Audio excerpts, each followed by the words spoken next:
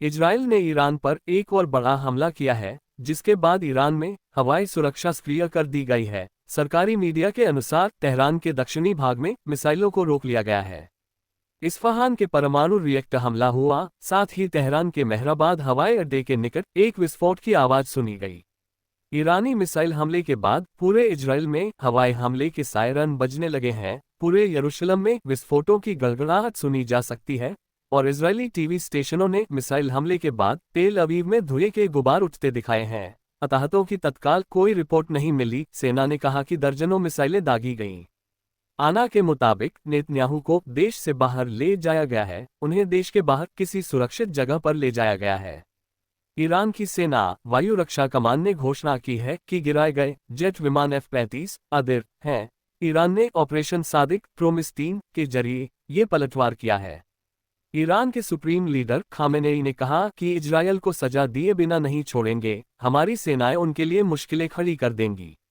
IDF ने कहा कि इजरायल वायुसेना ईरान में रॉकेट लॉन्चरों और UAV बुनियादी ढांचे पर हमले जारी रखे हुए है। IRIB के अनुसार तेहरान के पास एक शहर कर्ज को भी निशाना बनाया गया था। BBC ने एक वीडियो की पुष्टि की है, जो तेहरान के पास एक नए हमले के बाद की स्थिति को दर्शाता है। फोटो भूमिगत परमाणु स्थल के पास 2 विस्फोट की आवाज सुनी गई। ईरान के सर्वोच्च नेता अयातुल्ला अली खामेनेई ने शुक्रवार को इजरायल द्वारा ईरान में किए गए हमलों के बाद टिप्पणी की, जिसमें उसके परमाणु कार्यक्रम और सैन्य स्थलों को निशाना बनाया गया, जिसमें कम से कम 2 शीर्ष सैन्य अधिकारी मारे गए।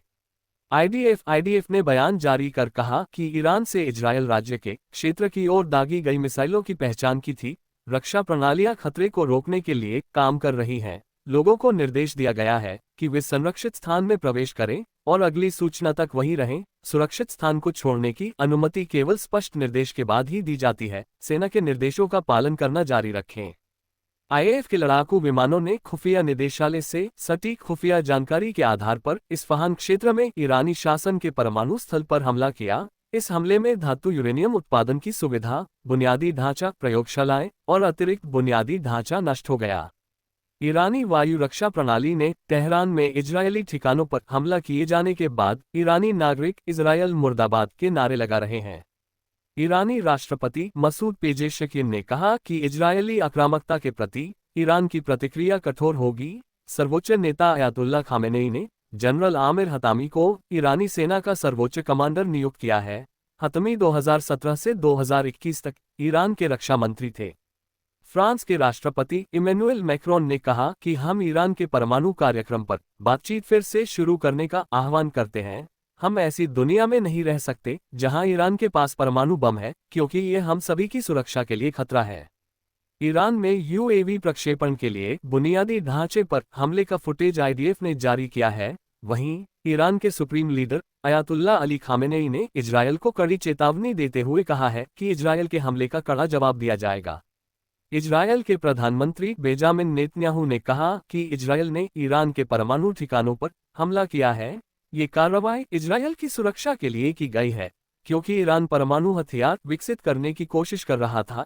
इजरायल ने ईरान के परमाणु वैज्ञानिकों और यूरेनियम संवर्धन सुविधाओं को निशाना बनाया है, जो परमाणु हथियार बनाने के लिए महत्वपूर्ण है। BBC ने एक वीडियो की पुष्टि की है, जिसमें तेहरान के निकट ताज़ा हमले के बाद की स्थिति दिखाई गई है। ईरान ने इस हमले का बदला लेने की कसम खाई है। इजरायल के हमले के बाद पश्चिमी देशों ने परमाणु हथियार बनाने को लेकर ईरान को कड़ी फटकार लगाई है, जबकि मुस्लिम देशों ने इजरायल की कार्रवाई की निंदा की है। US और ईरान के बीच जो बातचीत चल रही थी, उसे खत्म करने के लिए भी ये हमला किया है। दुश्मन मुल्क उस पर हमला करे उससे पहले ही वो खतरे को मिटा देना चाहता है। ईरान की बात करें तो उससे के लिए बहुत बड़ा झटका है। उसका सहयोग करने वाले कमजोर हुए हैं, चाहे वो हूती हो या हमास। मध्य पूर्व में तनाव बढ़ गया है और वैश्विक स्तर पर चिंता बढ़ गई है। इजरायल और ईरान के बीच युद्ध की आशंका बढ़ गई है, जिसका क्षेत्रीय और वैश्विक स्तर पर व्यापक प्रभाव पड़ सकता है। उस पर हमला करे उससे पहले ही वो खतरे को मिटा देना चाहता है। ईरान की बात करें तो उससे के लिए बहुत बड़ा झटका है। उसका सहयोग करने वाले कमजोर हुए हैं, चाहे वो हूती हो या हमास। मध्य पूर्व में तनाव बढ़ गया है और वैश्विक स्तर पर चिंता बढ़ गई है। इजरायल और ईरान के बीच युद्ध की आशंका बढ़ गई है, जिसका क्षेत्रीय और वैश्विक स्तर पर व्यापक प्रभाव पड़ सकता है। Call of Duty چیه؟ یه فیلمی اومد دقیق Call of Duty بود.